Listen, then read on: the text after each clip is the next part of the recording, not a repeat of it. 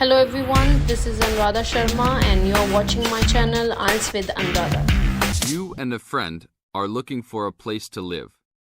You have a list of places and go to see a rental agent to check on a number of points. Listen to the conversation between your friend and the rental agent and complete the list. First, you have some time to look at questions 1 to 7.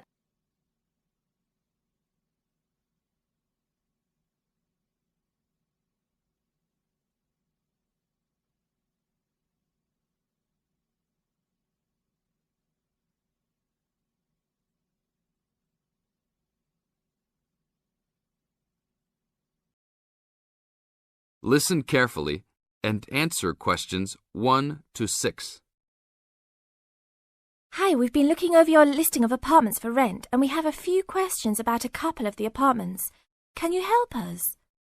Sure. Yep, this is our most recent listing. What would you like to know? Well, we were first wondering about the house on 3rd Street. We can see that it is furnished and rents for $135 a week, but can you tell us how many bedrooms it has? Let's see. In addition to the den, it has 3 bedrooms. What about the one on Route 9N?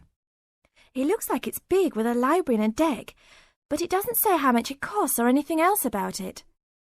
Oh yes, Mrs. Gaylor's apartment.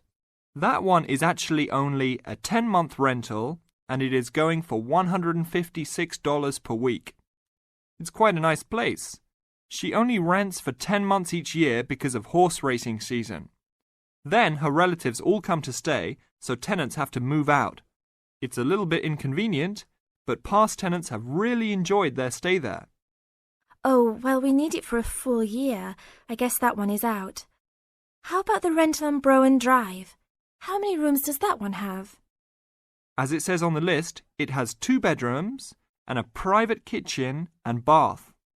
But it's actually a very small place. That's why it's a bit cheaper. Oh. Well then, what about the one that has 3 large rooms? Who is renting that property? That one is a good deal. Mr. John Smith is renting it. But he's quite eccentric and he has a strict rule about no pets. How about cats? Nope, absolutely no pets. Well then, how about this studio apartment rented by Mr. Bo Jensen? How is that one? That ad is actually a bit deceptive. The studio apartment is the whole upper floor of an older house. It's actually very large and, at $45 a week, quite affordable. And it's near campus. I think I'd like to check that one out. Do you have a telephone number that we can call? It's not on the list? Oh, it isn't. Here it is. You should ring area code 518 and then 543-7790. Thanks. I think I'll call on that one first. Your friend decides that he would like to talk to Mr. Bo Jensen. Before you hear the rest of the talk, you have some time to look at questions 8 to 10.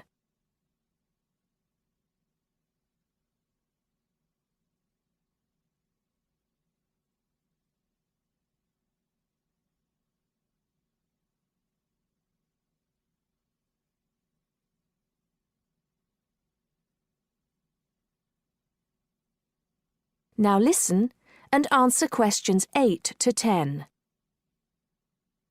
Hello? 1512, Route 9. Yes, is this Mr. Jensen? Yes, it is. Can I help you? Yeah, we're studying here at university and we came across the rental information for the studio apartment that you are renting. Is it still available? Yes, of course. I actually just placed the ad and you're the first person to call. Is there anything you'd like to know about it? Yes, actually there is. As students, we are on the internet a lot, and we heard that some homes in the area have high-speed connections. What type of connection do you have there now? Oh, that's an interesting first question. But I guess I have heard that too. But we just have a phone line here. Nothing fancy. I think you can have a cable line installed, but it's just a phone line for now. Okay, well maybe we can do that. What type of heating does the apartment have? Now there's a more traditional question. We have oil heat here. It's an older house. That tends to be a little more expensive during the winter, right? Yeah, but there's nothing to do about it. It would cost too much for me to put in a gas heater. What else would you like to know about the apartment? Well, we heard it was quite big. Is it furnished? Actually, yes. I should have put that in the ad. It has an old couch and a couple chairs, a dining table, refrigerator, stove, and even a dishwasher. Does it have any beds? Yep, it has 2. That sounds great. When is the apartment available? You can have it tomorrow night if you want. I just have to clean up a couple things before you get here. Do you want to come over and see it first? No, it sounds fine to us. I actually know the street too, so I know the area. We'll take it. That is the end of part 1. You now have half a minute to check your answers.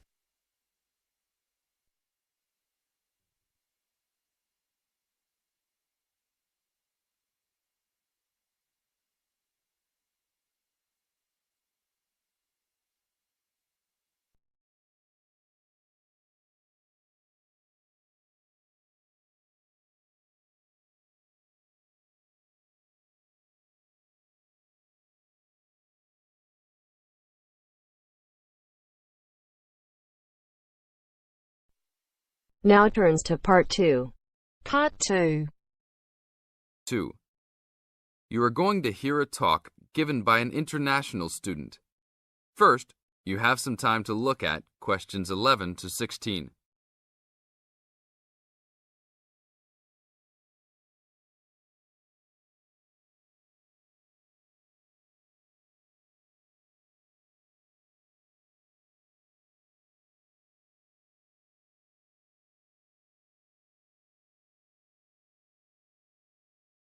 Now listen to the tape and answer the questions.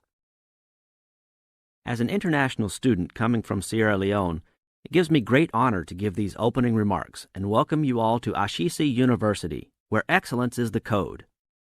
I believe I speak on behalf of my fellow colleagues when I say we feel that we are the most fortunate and privileged university students in Ghana. You may ask, what is the basis of such a conclusion? And I will simply say to you, in which other tertiary institution in Ghana do you find the same level of IT infrastructure and facilities available to students? Where also do you find such a low ratio of students to lecturers and computers? In which other educational institution do you find 55% of students on some sort of financial aid, who in addition enjoy services and benefits such as job placement after graduation, on-campus employment that pays above the minimum wage, a supply of textbooks, and access to online databases? Ladies and gentlemen, there is no other institution of higher education in Ghana today that matches the learning environment and the quality of instruction at Ashesi. I could continue listing reasons why we students feel this way, but I only have 5 minutes for this speech. Believe me, I could go on for hours. At Ashesi, everyone is considered a leader and is treated special.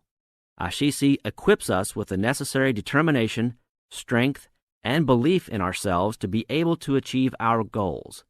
We are being taught to think outside the box and to question and challenge our assumptions about the world we live in. This, ladies and gentlemen, is one of the benefits of a liberal arts education, which seeks to broaden our intellectual capacity.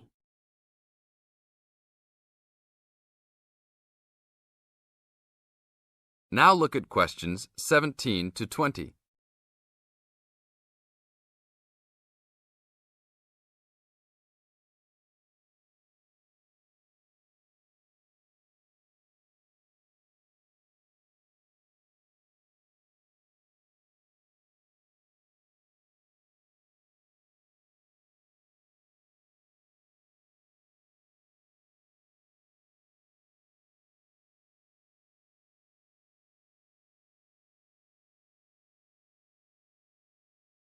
As the talk continues, answer questions 17 to 20. At Ashesi, we are also exposed to real-life situations and learn how to deal with them through a practical and vigorous academic program, as well as various seminars in which prominent leaders in their professions are invited as guests to interact and share their knowledge and experiences.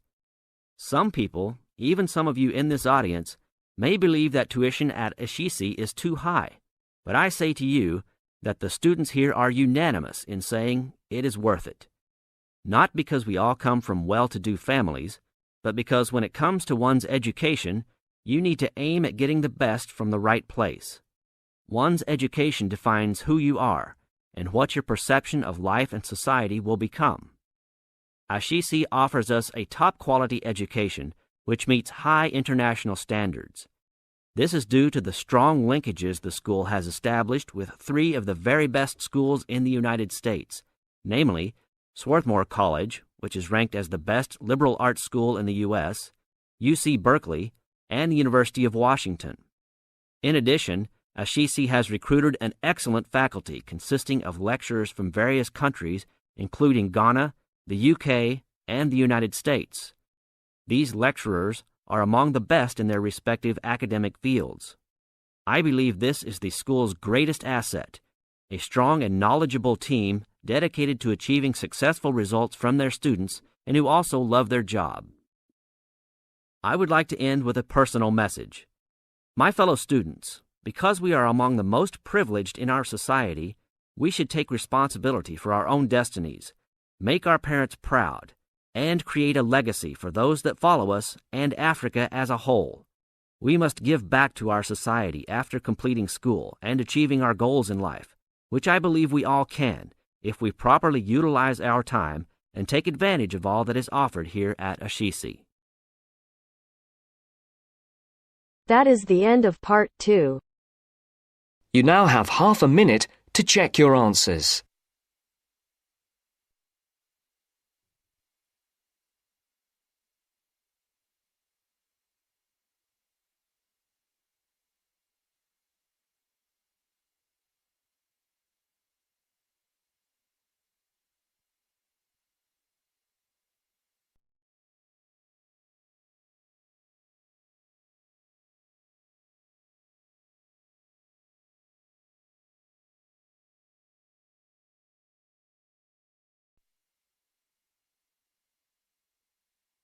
Now turns to part 3. Part 3.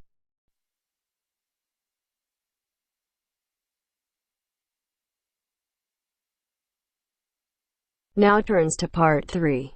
Part 3. You will hear Peter Walsh being interviewed for a job. Listen and choose the correct answer for each question.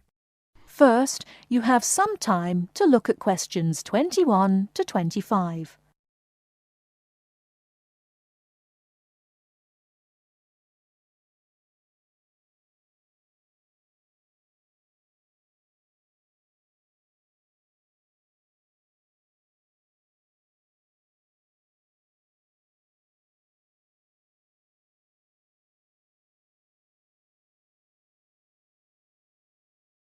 Now, listen carefully and answer questions 21 to 25.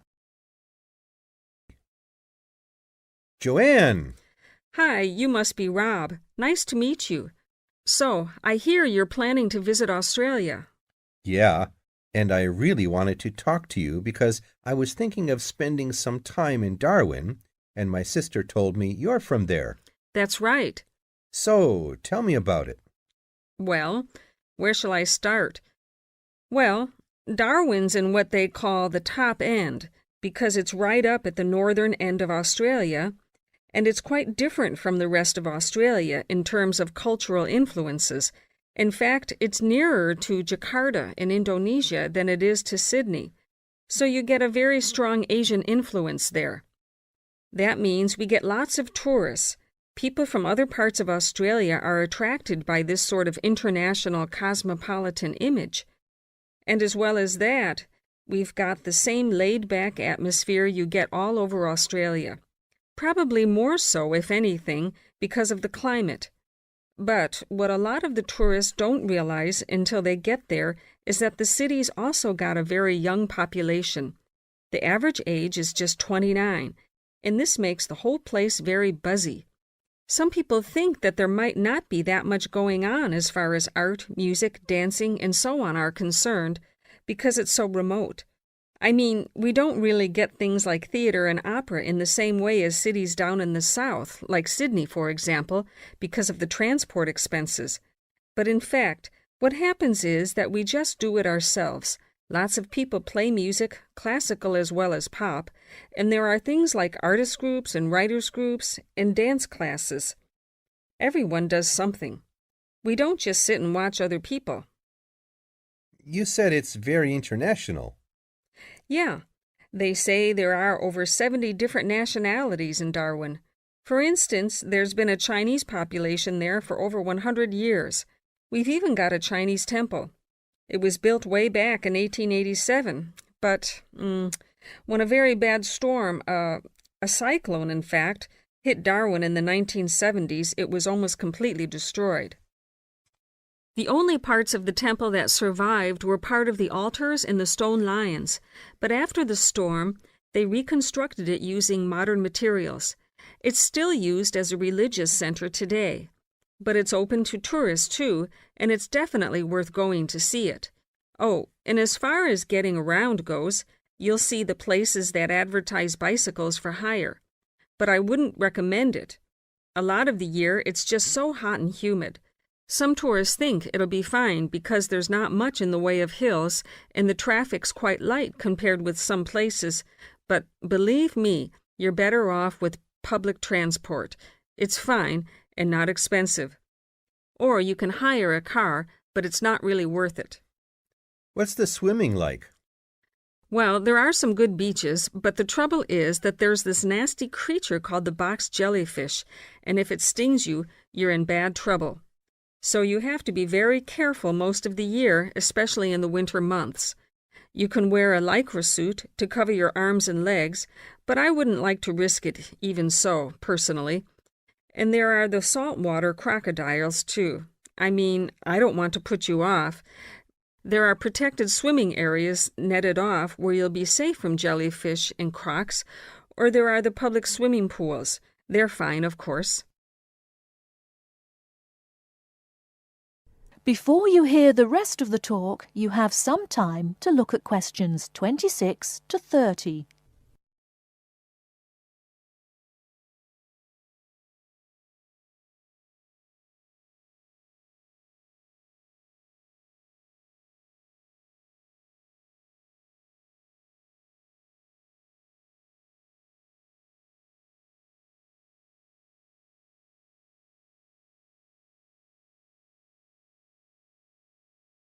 Now listen and answer questions 26 to 30. And answer the questions. Please sit down, Mr. Walsh. My name's Jane Swain, and I'm the personnel manager. Hello, how do you do? Now, this is just a short preliminary interview. I'd like to chat about your present job and what you've done up till now. Yes, of course. Well, could you tell me how long you've had your present position in Weston's? It is Weston's, isn't it? Yes, that's right. I am not sure. Let's see. I left university in 2005. Is that right? Yes, 2005. Then I was unemployed for about 3 months. And then I traveled round America for a few months. So, yes, it must be about 3 years now, in fact. Yes. And have you any particular reason for wanting to change jobs? I mean, why do you want to move? Well, I actually like my present job and still find it interesting and stimulating. The salary's okay, so it's nothing to do with money, though you can always do with more. I suppose the thing is that I'm really very ambitious and keen to get promoted, so that's the real reason. You say you like your job. Can you tell me what aspect you like most? Oh, my dear, that's difficult. There are so many things. The other people are great. There's a good cooperative atmosphere. I mean, among the staff, and compared to other companies, the conditions are great.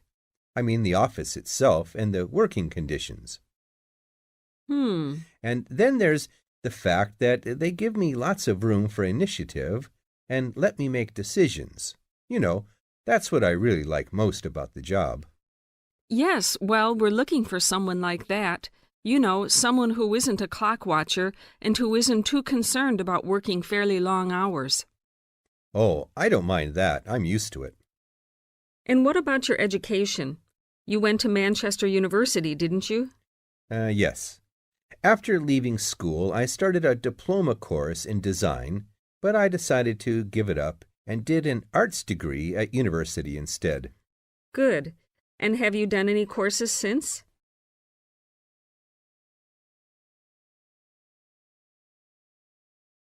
That is the end of part 3. You now have half a minute to check your answers.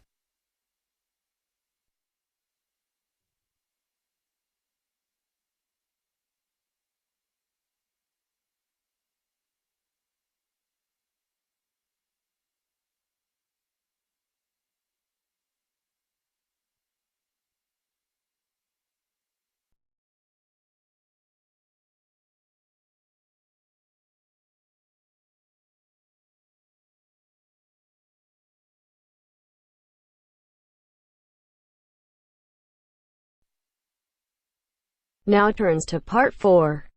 Part 4. You are going to hear a lecturer giving a talk on a type of fundraising for business called crowdfunding. First, you have some time to look at questions 31 to 40.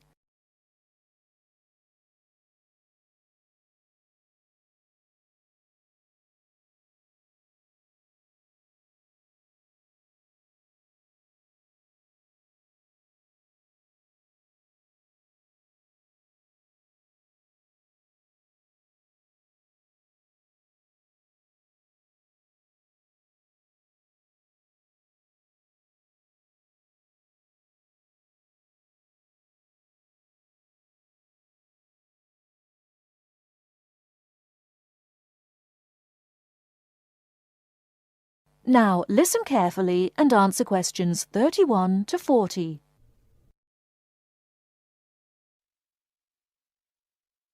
Good morning, everyone. Today, we're continuing our look at funding opportunities for small startup businesses. The emergence of social media has given companies the ability to connect with fans and potential customers directly. On the back of the growth in social media, a model of raising finance has emerged known as crowdfunding. This revolutionary way of raising finance began with micro-lending in the 90s. More recently, an equity-based model has emerged that allows people to invest directly in a new company. We're going to examine this in more detail later, but let's turn first to a third model, which I'll term a fan-based model. With this model of crowdfunding, individuals are encouraged to give an amount of money to support the launch of a project or initiative without the promise of any financial return. Instead, there's a reward for donating. This contrasts with the micro-lending model, which would require a return on investment, and the equity-based scheme, which may offer shares. Crowdfunding portals or websites allow the business concerned to present the initiative along with the financial target required.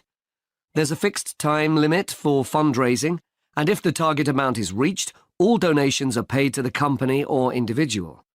Whether it's an author planning to write a new book, an independent film company looking to make a new film, or a technology company with an idea for an app, the person or company needing funding would turn to its fan base for support. This is managed through one of the many crowdfunding online portals that have emerged. Of course, a fan or supporter of a particular initiative is likely to give money anyway. But donation-based crowdfunding will often make donating even more attractive by offering a rewards-based incentive scheme. Let's take a film company, for example, that needs funding for a new film. For a small set donation, the donor might be offered a free ticket to the premiere or a DVD of the film. A larger set donation might be rewarded by the chance to attend a launch event when the film goes live. Those people who make bigger donations could even be offered the chance to meet the cast of the film, whilst the highest level donation could see the person's name mentioned in the film credits. For companies that already have a significant fan base, crowdfunding offers a fantastic opportunity to raise money quickly from a large number of people, each of whom donates just a small amount of money. Compare this to the time and effort that would be needed to sell your idea to investors or your bank manager, particularly in an age when raising finance can be difficult. The company may also have links with partner companies or organizations that run fundraising events. In this case, you can significantly increase participation by working with these organizations to promote your crowdfunding project. Another significant advantage is that you can reach out to your fan base for feedback on the project while it's being developed, thus making the final product more appealing. Crowdfunding enables you to raise awareness of the product at an early stage, thus increasing the potential for sales. With so many people behind you, it can also act as a great incentive to get the best possible product out on time and on budget. However, there are disadvantages to bear in mind. The model can be described as all or nothing. If you don't reach the monetary target required in the agreed time, all promises of donations are cancelled and no money is paid, leaving you back at square one. Should this happen, or still worse, you receive the funding but are unable to come up with the product, not only will your fans end up disappointed, but the portal will record the fact that you failed to reach your target, or that the initiative failed. Fulfilling all the pledges that you've made to people can also be very time-consuming. For example, remembering to send out copies of books or free cinema tickets can sometimes be forgotten in the excitement and frenzy of launching your product. People sometimes forget to factor in the cost of rewards when calculating profit margins. But these can be significant. And finally, if you have a small fan base, for example, you're a new company or have a small social media footprint, raising awareness of your initiative will be challenging. These drawbacks aside, donation-based crowdfunding is a wonderful opportunity for individuals or small startups to raise funds for that exciting new project whilst reaching out and connecting to the people who are most likely to support and promote your work for you. That is the end of part 4.